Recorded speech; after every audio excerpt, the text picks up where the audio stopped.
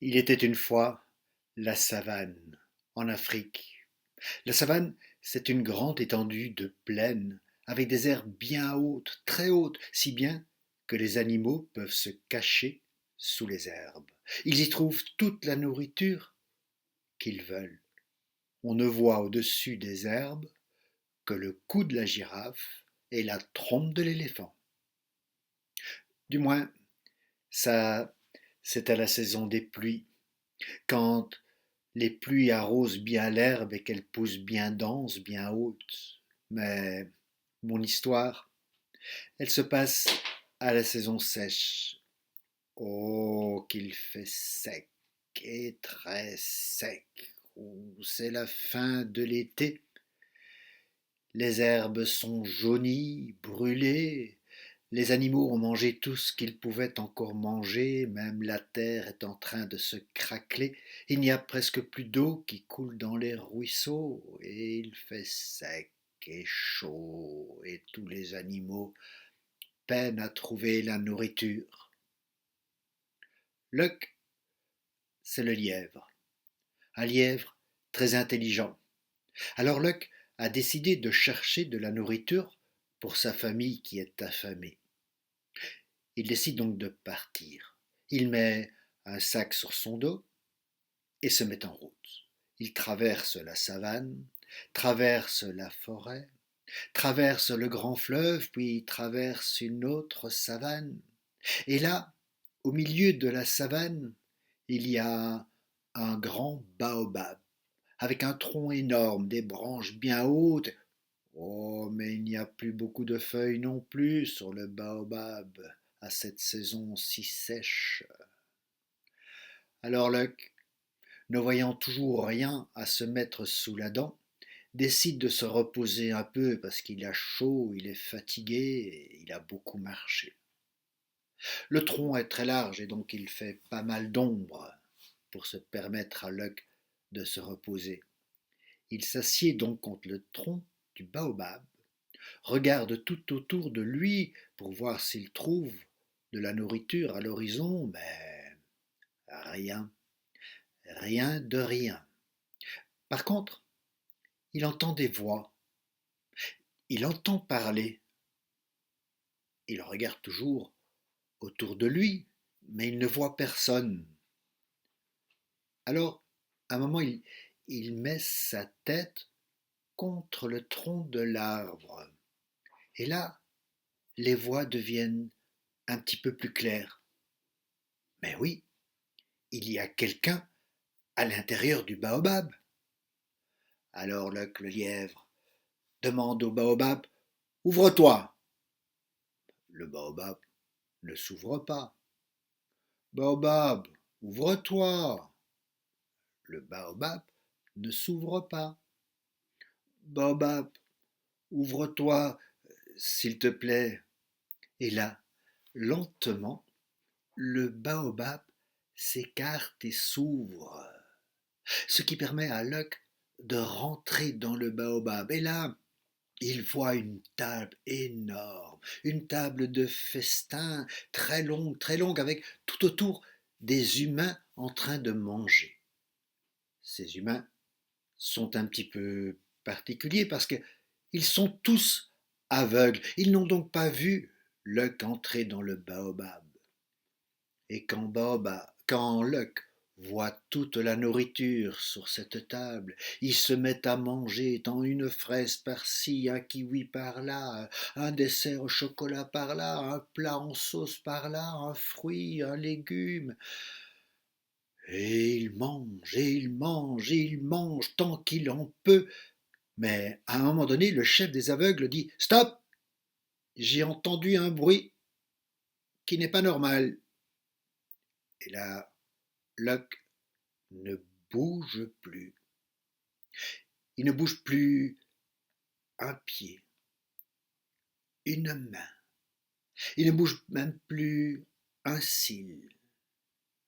Il arrête même de respirer pour ne pas se faire repérer. Après un moment, le chef des aveugles dit: C'est bon, j'ai dû me tromper, vous pouvez continuer à manger. et tout le monde continue à manger. Luck, lui, il a compris qu'il ne fallait pas trop s'attarder, alors il ouvre son sac, il remplit son sac de maximum de nourriture et il sort du baobab. Baobab, ferme-toi, s'il te plaît. Et le baobab se referme lentement.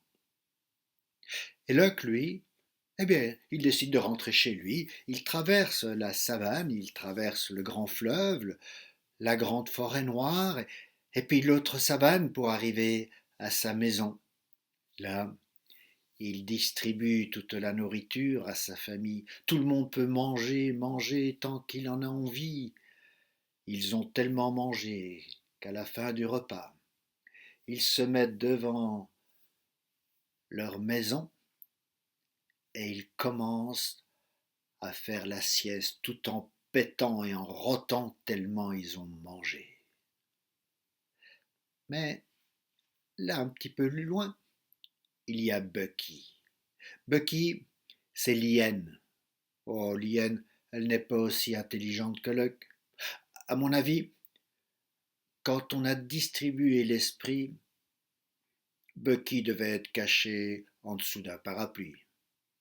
Mais Bucky, voyant que toute la famille de lièvres a tant mangé, s'adresse à Luck et dit: Dis donc, Luck, t'as trouvé de la nourriture pour ta famille, mais nous, on a faim aussi, tu pourrais partager tes bons plans, et pourquoi tu gardes toujours pour toi, et c'est dégoûtant, nous aussi on a envie de manger. Luck lui répond: Mais non, je veux bien te partager tous mes bons plans, mais chaque fois que je te partage un bon plan, tu n'en fais qu'à ta tête, tu fais autrement, et il t'arrive toujours des malheurs. La preuve que je veux bien te rendre service, je vais t'expliquer comment j'ai trouvé cette nourriture. Et il lui explique le chemin pour arriver au baobab, il explique le baobab, les festins, les aveugles. Oh, ben dit Bucky, moi je vais faire la même chose alors, je vais aller chercher aussi de la nourriture au baobab. Bucky rentre chez lui, il se prend le plus grand sac qu'il puisse trouver et il se met en route. Il traverse la savane, il traverse la grande forêt noire, il traverse le fleuve, et puis il traverse l'autre savane pour arriver au grand baobab. Là, il dit au baobab: Baobab, ouvre-toi. Le baobab ne s'ouvre pas. Baobab, ouvre-toi. Le baobab ne s'ouvre pas. Baobab, ouvre-toi, s'il te plaît. Et là, lentement, le baobab s'ouvre et permet à Bucky de rentrer. Bucky, quand il voit la table de festin, il dépose à peine son sac qu'il commence déjà à manger, et une fraise par là, et un kiwi par là, et une banane par là, et un gâteau au chocolat par là, et un plat en sauce. Ouh, ce plat en sauce, il est un petit peu piquant, c'est bon tout ça, et puis un légume, et tout à coup, il y a le chef des aveugles, il dit: Stop! J'ai entendu un bruit qui n'est pas normal. Et Bucky, lui, continue à manger, mais enfin, pourquoi vous vous arrêtez? Regardez tout ce qu'il y a sur cette table, mais il faut pas vous priver, parce que bientôt il n'y en aura plus, et puis regardez ce plat en sauce, mais comme il est bon, je ne sais pas qui l'a préparé, et puis il y a des mets là que je ne connais même pas, des mecs que je ne connaîtrais peut-être jamais, oh, mais ils sont bons, et ils sont bons, et ils mangent. Et là, les aveugles, ils ont compris qu'il y avait un intrus. Ils se retournent lentement, prennent derrière leur chaise leur canne d'aveugle, et rien qu'au bruit se dirigent vers Bucky, et ils commencent à frapper, à frapper, à frapper, à frapper, si fort que Bucky veut sortir du baobab. Il prend son sac, mais il n'a pas eu le temps de le remplir, et il a à peine la tête hors du baobab qu'il dit: Baobab, ferme-toi, s'il te plaît. Le baobab se referme, mais si vite qu'il a encore l'arrière-train à l'intérieur du baobab.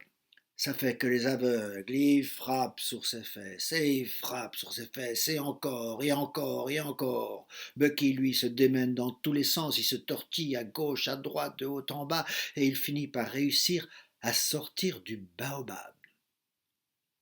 Il prend le chemin du retour, traverse clopin-clopant la savane, traverse le fleuve comme il peut, la forêt noire, Et puis la savane, mais il a mal oh, partout, à son dos, ses fesses, ses jambes. Et quand il arrive chez lui, à sa maison, avec son baluchon tout vide, il a les fesses toutes rouges, qu'on pourrait le confondre avec un babouin.